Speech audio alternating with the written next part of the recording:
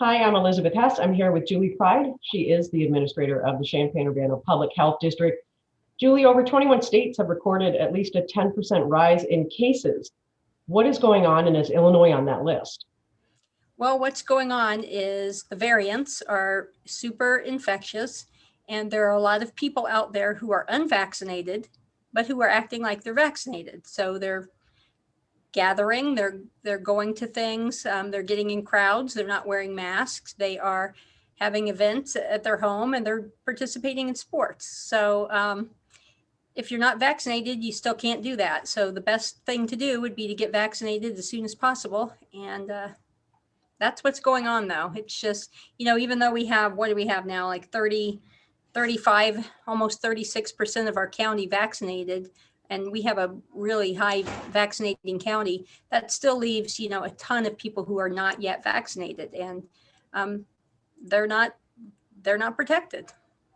So I love that you personally are tracking down people to make sure they have access to the vaccine. Mm-hmm. There's still some seniors in our community that haven't been vaccinated. Mm-hmm. It's not too late. How do we reach them? It's not too late. Actually, let me look at our latest numbers. The 79.62% of all the seniors in Champaign County are vaccinated. But that's still 5,000 or more than 5,000 who are not vaccinated and who are, still very much at risk. Even though what we're seeing now is that what we're seeing now in Illinois is that the most of the cases that are going into the hospital are in the 40, 50 range. So that's showing you that the vaccination is working on the older people, but those who have not got it are still being hospitalized as well. So we just need to keep plugging away and get the vaccination done. What people can do in Champaign County, if they're 65 and older, or if they're just having, a ton of difficulty getting a vaccine, they can just call me at 217-531-5369, and we'll have the schedulers reach out to them. We're doing curbside for people who can't get out of their car, and we're also working with Carl and Christy to make sure people who are homebound can get the vaccine as well. As of 10 minutes before you and I started this conversation, I logged on to a couple of places, and there are vaccines available. There are places, Walgreens, CVS, of course, you can look at CUPHD's website for where to get one. 16 and up, is that who can get one now? So anyone 16 and up can get them now. Of course, 16 and 17-year-olds can only get the Pfizer vaccine. So, that's going to limit a little bit where they get them, because we're doing both Moderna and Pfizer in our county. So yeah, we're working with the schools now so that we will be vaccinating the 16 and 17-year-olds in the schools that are interested in it. So, there's lots of, I think what's happened is that some of the younger people who had been looking for them for a long time, it was really hard to get them. And maybe they have a little bit of, learned helplessness. They've been looking so long that they've kind of given up, but don't give up. There's a lot of vaccine still available, a lot of appointments. It's getting easier and easier to get vaccinated. So, go in there, look on the CUPHD Facebook page. We list them on there every Monday. And there's still some open in Rantoul. There's still some open at Carl. There's still some open with Christy. Promise Healthcare still has some. Public Health is still doing them. So just, get in there and look. Plus Walgreens, Costco, and Walmart also have them. If you look around, there have been maps that show where the vaccine is distributed, who's taken it. Mm-hmm. There are some targeted efforts to reach some of the communities that aren't getting the vaccine for whatever reason, and you may not know. What are the efforts in order to reach those targeted communities? Well, we have lots of things going on. Carl's mobile unit is out there all the time doing different neighborhood-based clinics. CUPHD is doing that as well.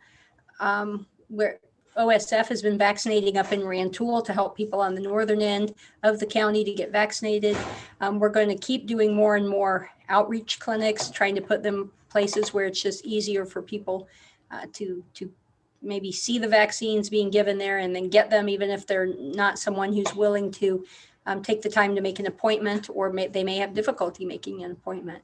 So we're just trying to remove as many barriers as possible right now to make sure that we get everyone that possibly wants it vaccinated. We're also encouraging healthcare providers to reach out to their clients or their patients.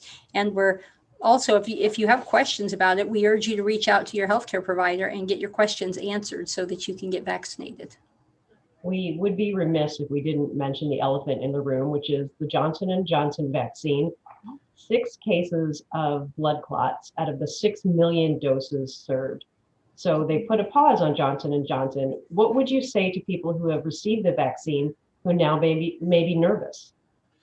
Well, if anyone has had it within the last 3 weeks, there are very specific instructions, basically just to, if you get any type of side effects that involve, a bad headache or shortness of breath, or if there's various things, we've got them listed on our website, then, contact your healthcare provider immediately. It is an extremely rare blood clot situation with Johnson & Johnson. What they're doing is taking a pause, and I'm guessing within, probably not too terribly long at all, it'll be back. We'll be back to using it again. They're just, what that actually shows you is that the monitoring really works. If it's able to catch something that is,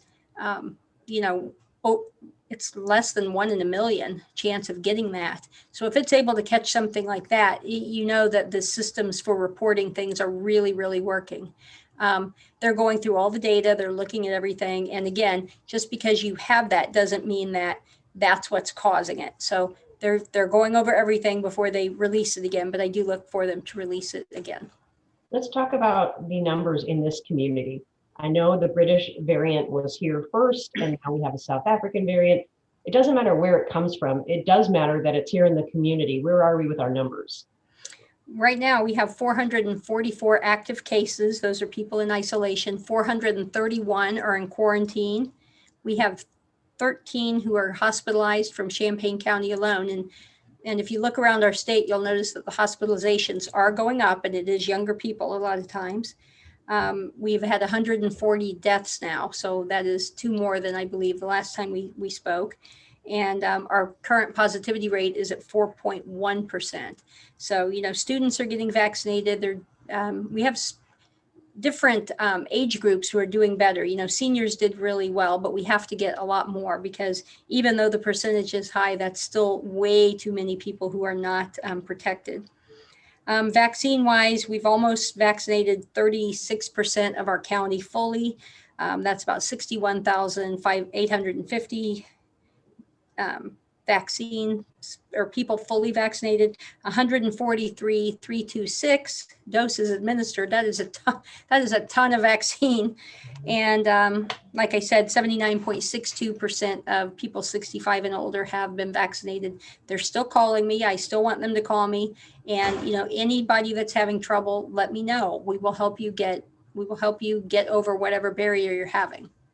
And I read that nationally they're ramping up the vaccine distribution, and Champaign County will be the recipient of a lot of that, correct? Yeah, I mean, we're getting some right now. We're doing college age this week. So, McKinley will be doing a ton of vaccine. The students have been really good about going to other counties who had vacancies. They've been taken off and going there to get them. So, we're getting people vaccinated. We just want to get it done faster even than it's happening. So, 13 is a lot, I think, in our county to be hospitalized right now. So, we need to keep doing what we're doing if we're not vaccinated, especially. I have 2 child-related questions, and I'm going to ask this until the FDA says, yes, put the vaccine in 12 to 15-year-olds. Any word on that front? Nope, but it is coming. I mean, I can tell you that they have applied for the emergency use authorization. So once that is approved, then we'll be able to open it up to that age group as well. It's the younger ones that will probably be until maybe fall before we get anything on that end, but 12. And I think that probably in the next few weeks, we'll be able to say 12 and up can get Pfizer. Great. Speaking of children, I do have friends in my world who say, I'm not putting those chemicals in my children. I don't know what they are. My motto is better living through chemicals. What do you say to people that are skeptical of this vaccine for children? I say talk to your healthcare provider. That's what you need to do. Don't Google something. Don't look at some of the crazy stuff that's being put out there. Talk to your healthcare provider. If you have questions, that's who you need to speak with. Okay, and this question is going to sound like I'm giving you a job interview, but where do you see us in 1 year? Are we going to be maskless? Are we going to be congregating without even giving it a second thought? Can you see into the future? It all has to do with how many people get vaccinated, and are these variants going to take over? Are we going to get a variant that blows past the vaccine prior to that? If we do get that, then we're going to have boosters, and we're going to have to start vaccinating all over again. I think that we are probably in for a long haul with this because we're just, we're still seeing a lot of hospitalizations and a lot of deaths. And it's, if you look at Michigan and some other places, the hospitals are becoming overwhelmed. And that, again, is what we're always trying to prevent, because once you have that, it doesn't matter who you are or what you're, if you're vaccinated or not. If the hospitals are full, you can't get in for the things that you may need, whether that is, an accident, an asthma attack, whatever.